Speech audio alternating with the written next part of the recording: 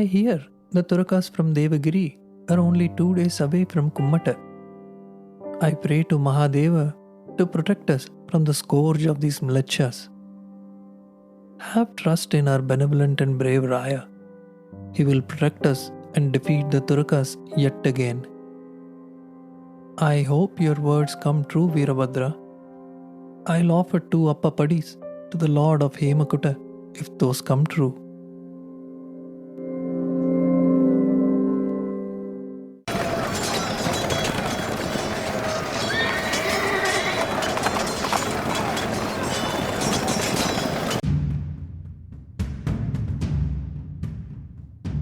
Bahadur, my dear friend, we should fall back. The situation is serious. They're getting too close now, and the waves don't seem to stop. The next arrow might not miss its mark. You head back into the fort, and I'll follow you shortly.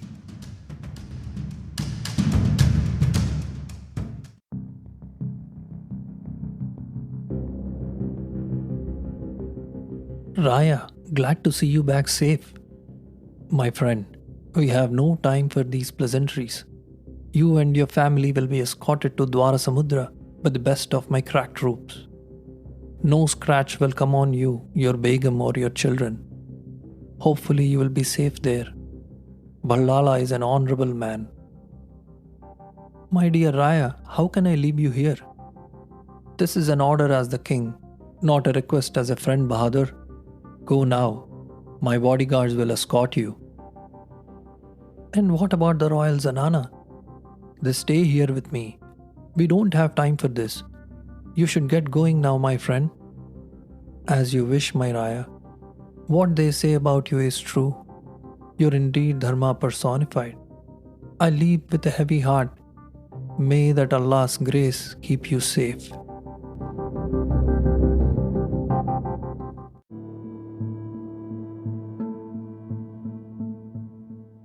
Warriors of this sacred land of Kamata, you've been with me all these years in thick and thin, and been through hell in the last many years.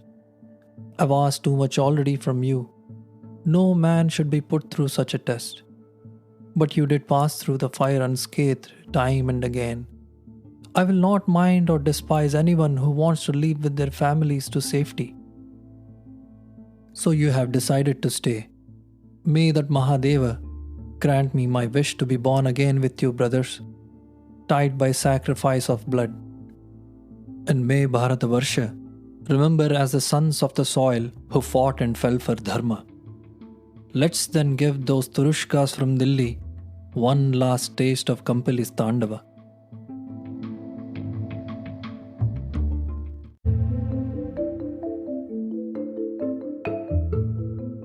Hello listeners, welcome to Ithihasa, an Indic history podcast, and you're listening to episode 14 of the season Vijayanagara. In the last episode, we delved into the political conditions in the kingdoms of Pandyas and Yadavas, and we also looked at the rise of the Delhi Sultanate under Khiljis and Tuglaqhs. And we also looked at the impact of Delhi Sultanate's relentless onslaughts against the kingdoms of the south. We saw how 3 of the 4 kingdoms had been subjugated by the Khiljis and Tuglaqhs, and which ultimately led to their implosion. The Pandyas, Kakatiyas, and Yadavas, after thriving for hundreds of years, couldn't adapt to the much newer style of warfare of the Islamic forces from up north. And neither were they able to put aside their incessant rivalry in order to combat the bigger threat. If only they were united for the common cause of stopping the Islamic onslaught before it was too late, all 4 of them would have surely been heavy on the Khiljis and Tuglaqhs due to the sheer amount of manpower and resources the combined alliance would have had at their disposal. The vast distances between the south and the imperial capital of Delhi in itself would have given the advantage of attrition against the Islamic forces. Again, as we saw, none of this actually happened. As such, an alliance or a movement never took shape or form. Most of the rebellions against the Delhi Sultanate were spontaneous and a result of the local aspirations to free themselves of the despotic Tughlaq domination.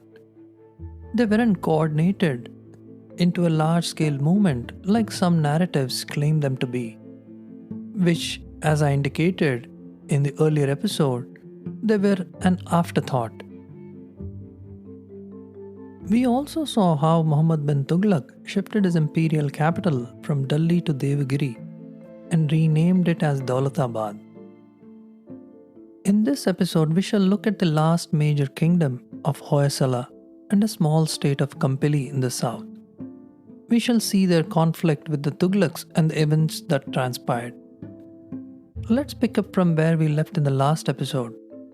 We ended the previous episode with the ascension of Muhammad bin Tughlaq and his quick subjugation of Pandyas, Kakatiyas and Yadavas. And he was getting ready to launch campaigns against the mighty Hoysalas and the small kingdom of Kampili. We shall start the journey with the story of Kampili. It's really important we learn about this small kingdom as it is tied at the hip with the story of Vijayanagara and its origin.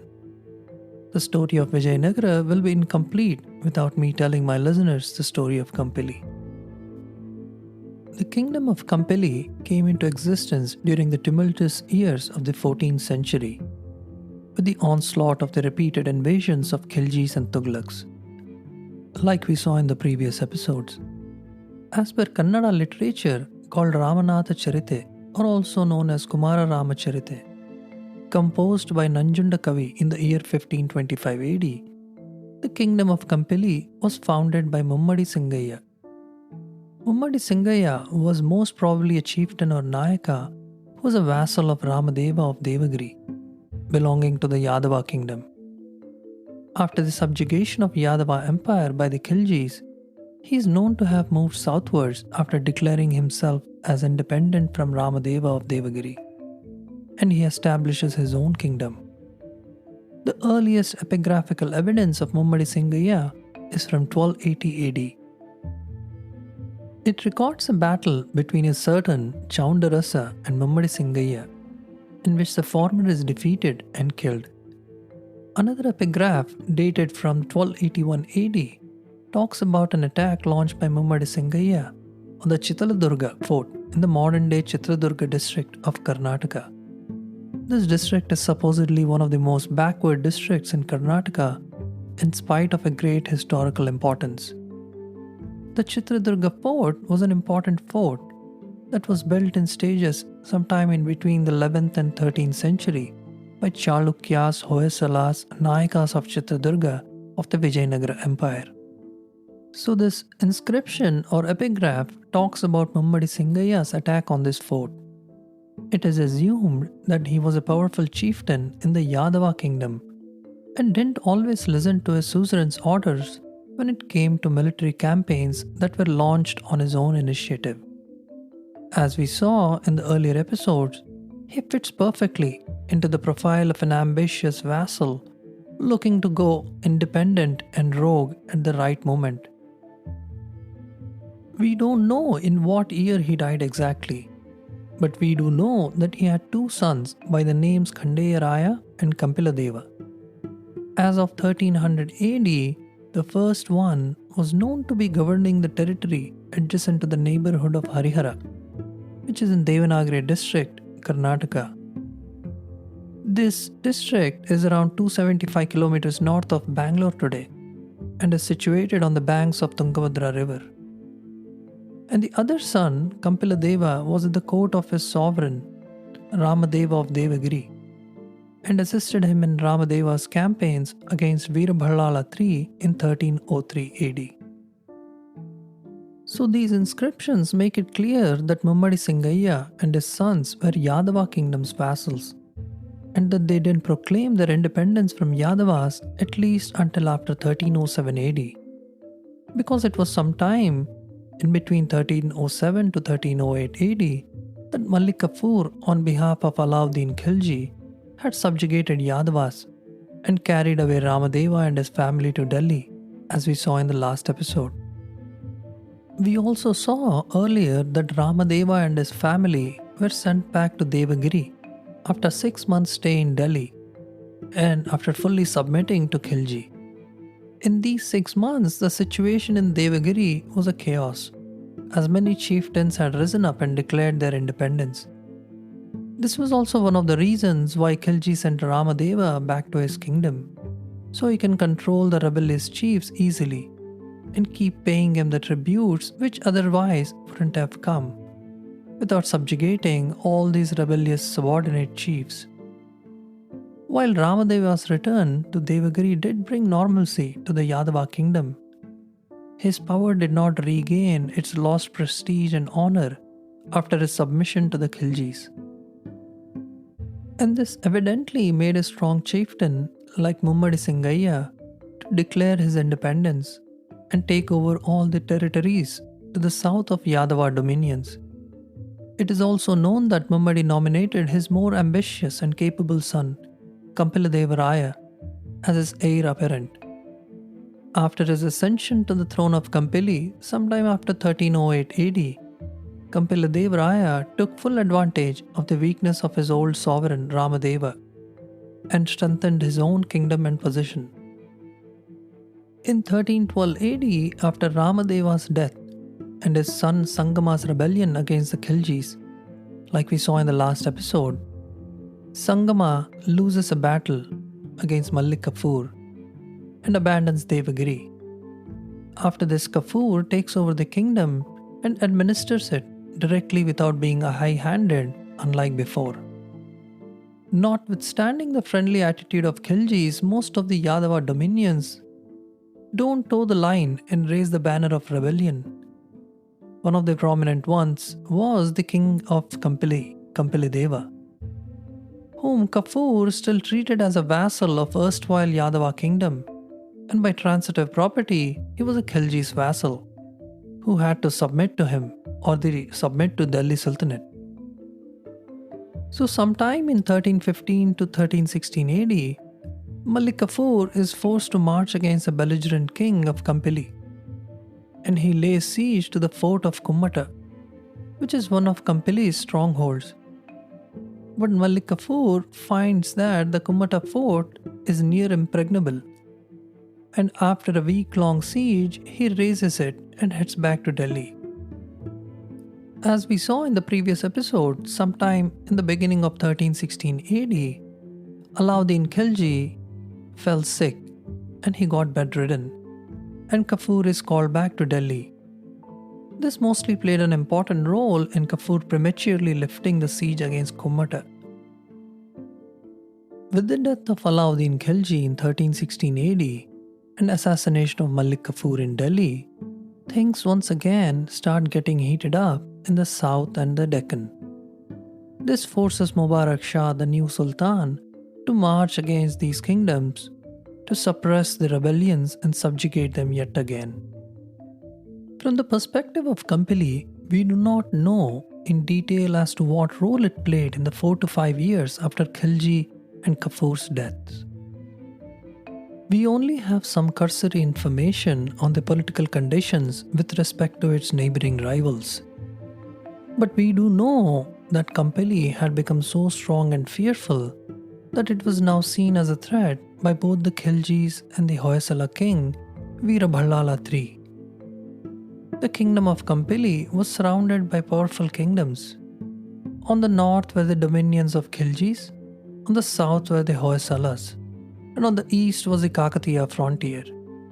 So it was only natural that Kampiladeva came into conflict with all of those. As per K.A. Nilakanta Shastri, the Kannada classic Ramanatha Charite that we saw earlier gives an account of a war between Kampiladeva and Prataparudra of Kakatiyas, in which Prataparudra is known to have been defeated. But there is another source called Bala Bhagavata that talks about Kampiladeva taking in severe losses too on his end, and Kampili only having a Pyrrhic victory against the Kakatiyas.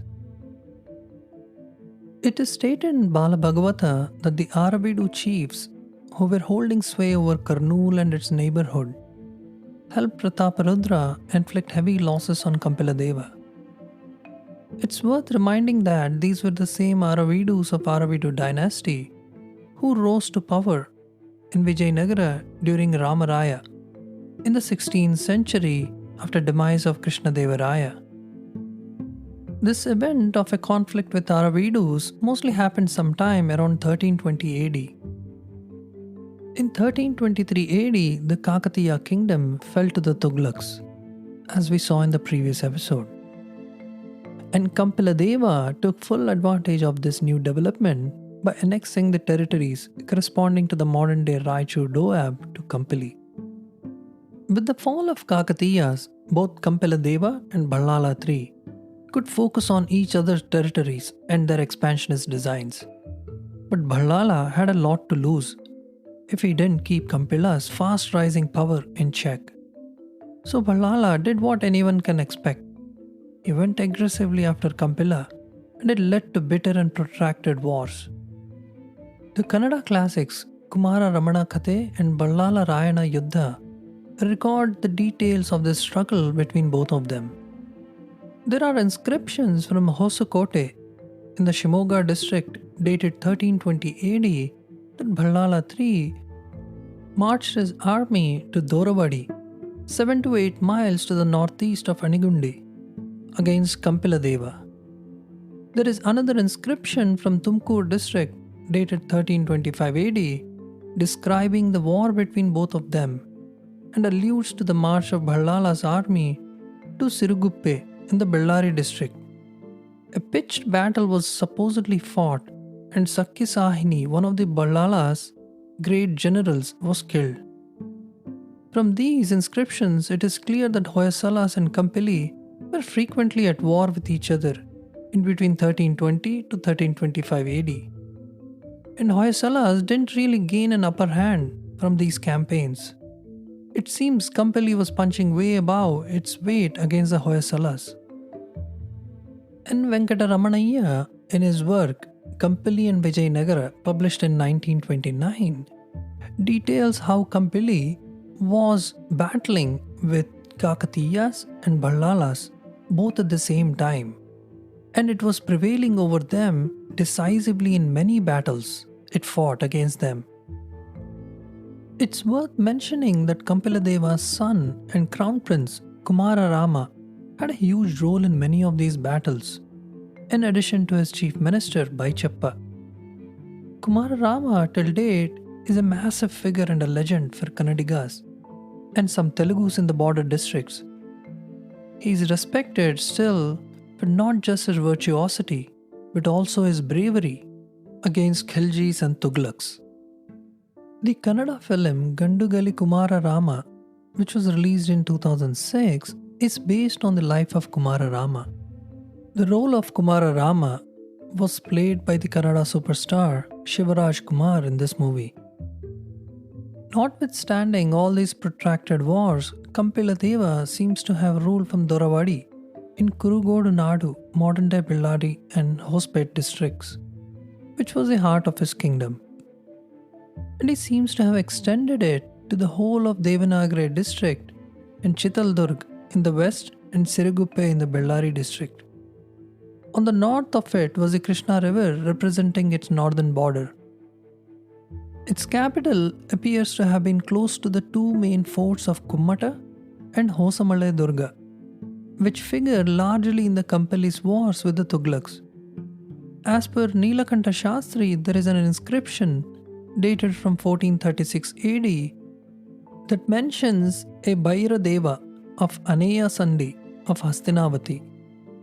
Shastri thinks that it might be the older name of Anigundi and also an abbreviation of Muraneya Sandhi.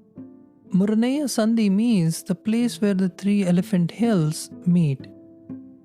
If Shastri's assessment is correct, the Hosamale Durga fort built by Kampiladeva at Muraneya Sandhi is no other place than Anigundi, that is very close to the majestic city of Hampi. Anigundi was destined to play a glorious role in the history of South India with the rise of Vijayanagara. Ramanayya, in his work Kampili and Vijayanagara, too hints at Hosamale Durga being Anigundi. So Kampiladeva's stars were in the ascending, and he had a brilliant military record against both the Hoysalas and the initial attempts of Muslim armies. But all that changed with the death of Sultan Ghiyasuddin Tughlaq in 1325 AD and the chain of events that transpired. His son, Muhammad bin Tughlaq, inherits the throne and all the vassals pay homage to him except Bahauddin Gharshasp, the nephew of the previous Sultan and governor of the Sagar province, near modern-day Gulbarga, probably.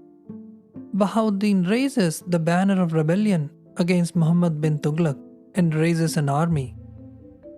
Ramanayya, in his work Kampili and Vijayanagara, mentions that Bahauddin Gharshasp was actually a victim of conspiracy. Ramanayya says that the nobles in the Tughlaq court were actually jealous of Gharshasp, and they create a wedge between the Sultan and Gharshasp and forcing Gharshasp to flee and raise a rebellion. And then the court nobles show this act by Gharshasp as an act of treachery to the Sultan, and then they force the Sultan to suppress him. The Sultan immediately sends his governor of Gujarat, Malik Ahmad Ayaz, to crush the rebellion.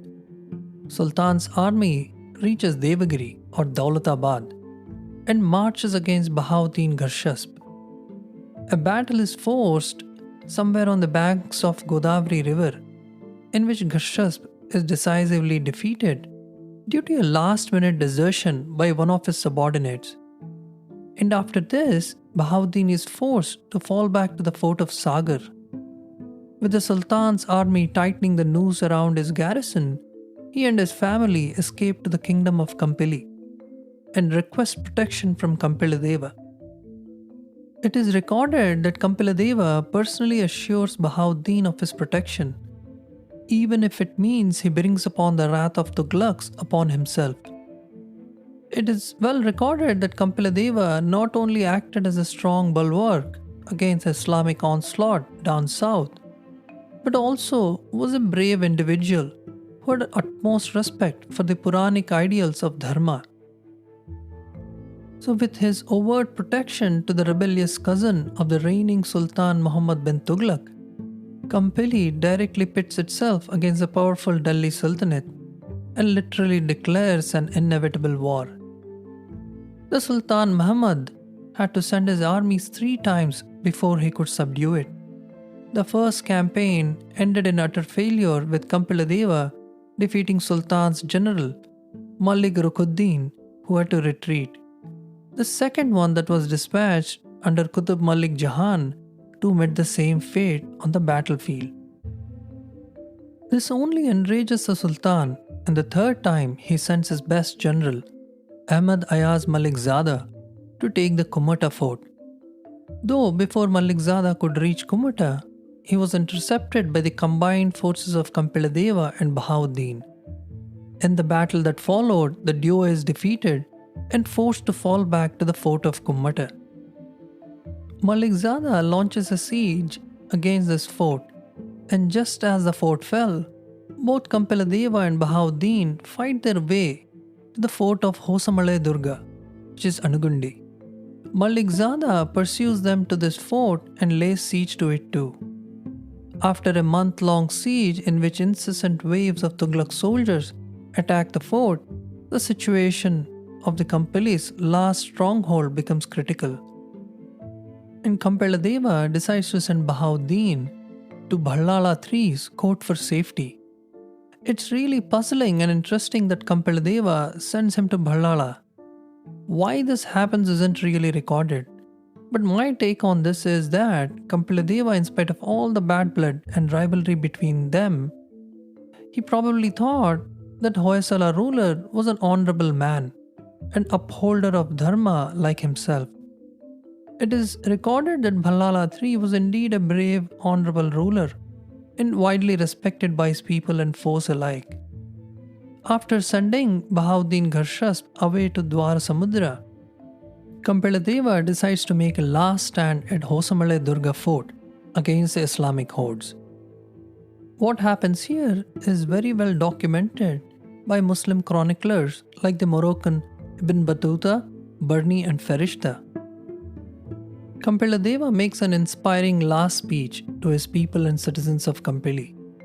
He tells that the Sultan of Delhi and his armies wouldn't leave this place without everyone being either enslaved or killed, and that he has nothing more left other than his last fortress and the people within them.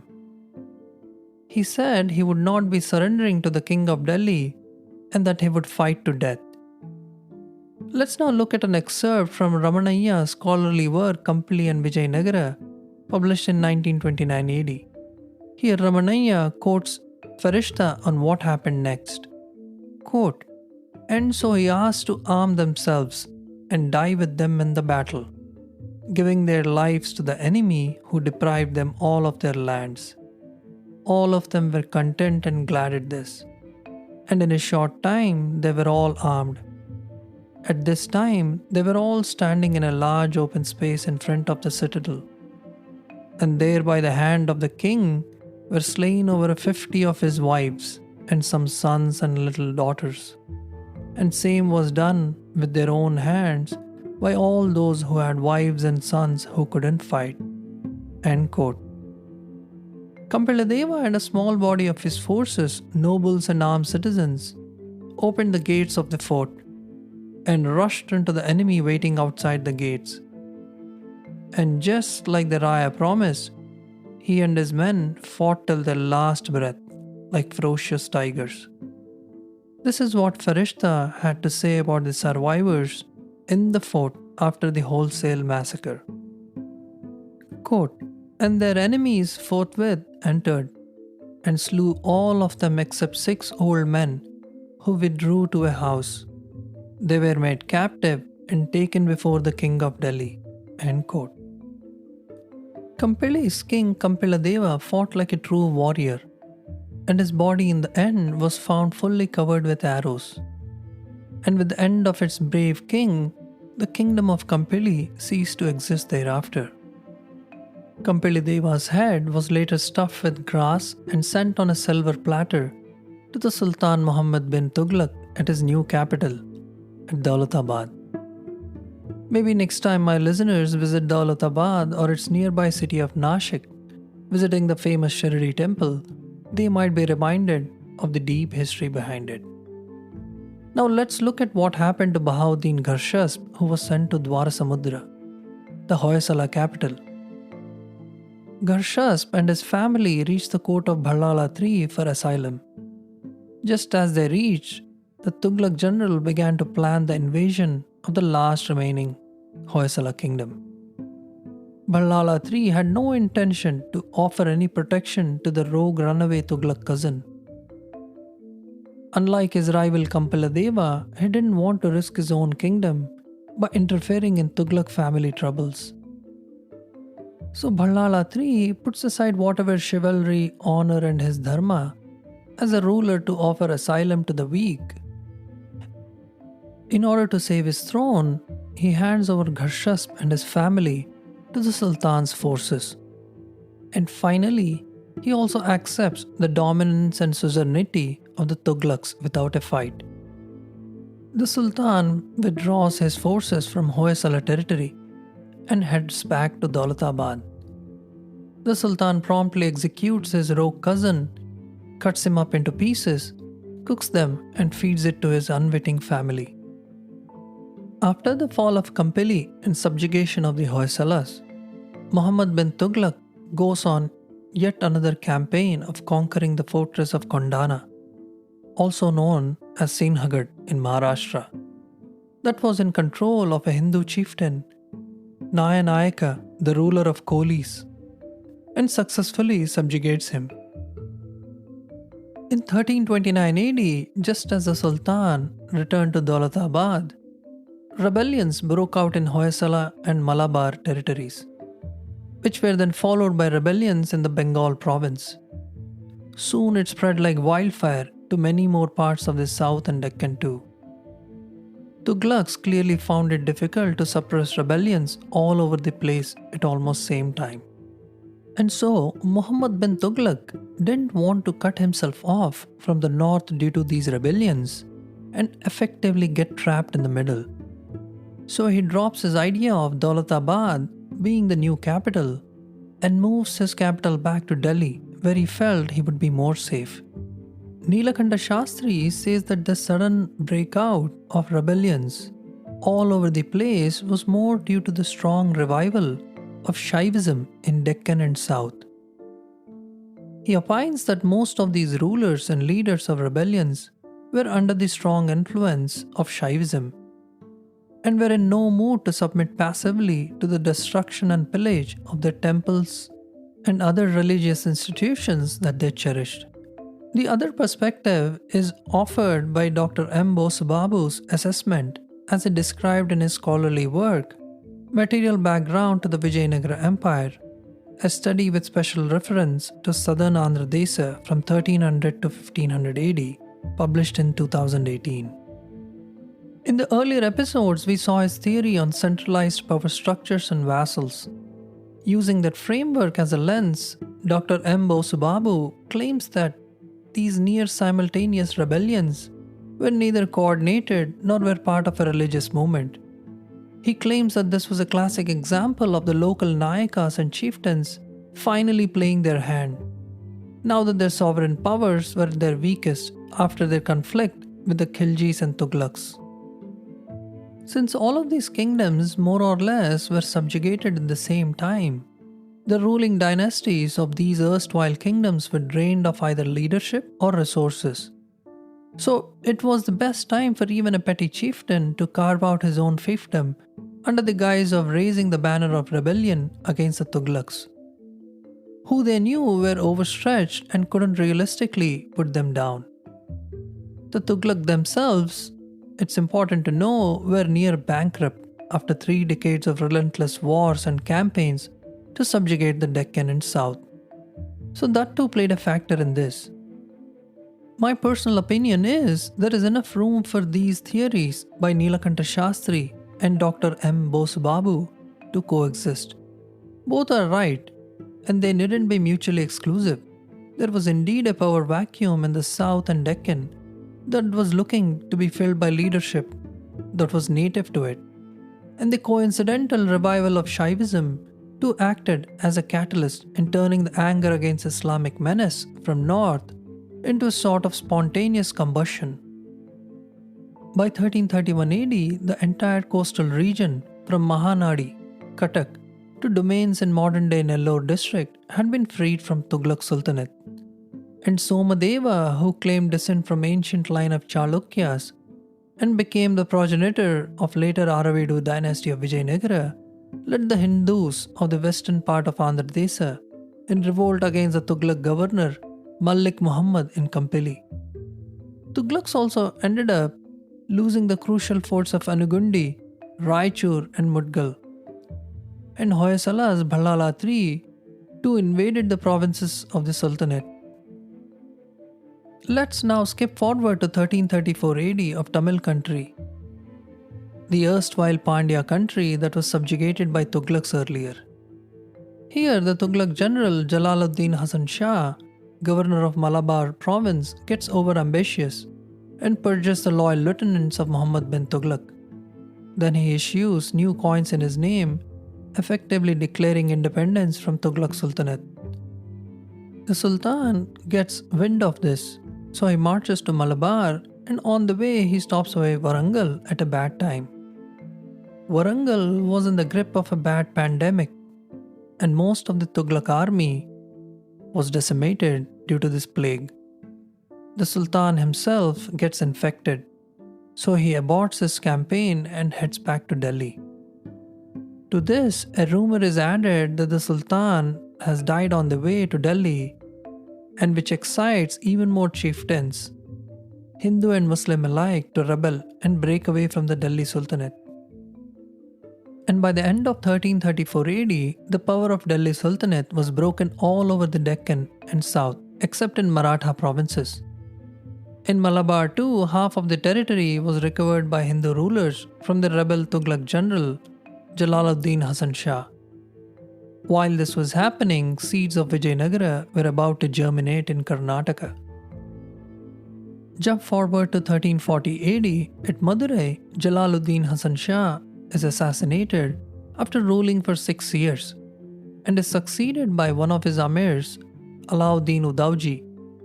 Udauji invades Hoysala's new capital at Tiruvannamalai, and Ballala III is almost defeated when a stray arrow hits Udauji in his neck and he dies on the spot. Ballala's imminent defeat turns instantly into a victory, and the Madurai Sultanate comes to the verge of a collapse. Udauji's son-in-law is put on the throne, and then he is immediately assassinated by the nobles in a few months, as he turns out to be an incapable ruler. The Sultan is succeeded by Ghiyasuddin Damghani, who was notorious for his cruelty, as per many sources, including that of the Muslim and Moroccan traveller Ibn Battuta, who was in this part of the country during this time.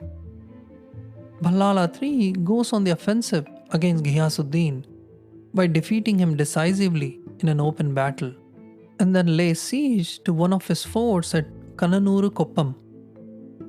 After 6 months of siege and with the fort on the verge of collapse, fort commander tricks Ballala to allow him to get in touch with Ghiyasuddin to conclude the details of the peace treaty. Ballala takes the bait, and the fort commander instead asks Madurai Sultan to send ample reinforcements, which then takes Hoysalas by surprise. Hoysala army is routed in the battle by the additional 4,000 soldiers of Sultan, who had launched a surprise attack. Ballala is eventually captured and taken to Ghiyasuddin. As part of a treaty, Ballala is forced to give up wealth and horses. Then the Sultan reneges on the deal and instead has him executed. Here is an excerpt from Ibn Battuta on this. Quote, Ballala's skin is stuffed with straw and hung upon the wall of Madura, where I saw in the same position as of 1342 AD. End of quote. Ballala III is succeeded by his son Virupaksha Ballala IV, who is coronated in August of 1343. But this is all we know of him, as it seems to be a mere symbolic coronation, and Hoysalas had imploded for all practical purposes with the death of its last great ruler, Ballala III. So with the collapse of Hoysalas, all the 4 great kingdoms of the Deccan and South are finally destroyed. Most of the South and Deccan were in chaos due to uprisings everywhere. But unbeknownst to the Delhi Sultanate, there were 2 powers slowly and silently taking shape at the same time in Deccan and Karnataka. One of them would be the mighty Vijayanagara, and the other its soon-to-be arch-rival, the Bahmani Sultanate. Both of them will strike at the roots of the Delhi Sultanate like never before, and completely engulf it in the Deccan and South India to bring the much needed stability and peace to the region. With this, we will end the current episode in which we have finally set the stage for the Vijayanagara Empire to emerge as a power and a force like never seen before in the South. We will touch every aspect of the foundation of this mighty kingdom, the narratives, the controversies, the legends, and try to get to the kernel of truth that's gently tucked away in the folds of history. I sincerely hope the listeners enjoyed this episode, and if you did, please hit the subscribe button and leave a rating and a review. A huge thank you for taking the time to listen to the show. I hope to see you soon in the next episode. Till then, this is Narendra Vikram, your host and narrator, signing off. Hope you have a great week ahead.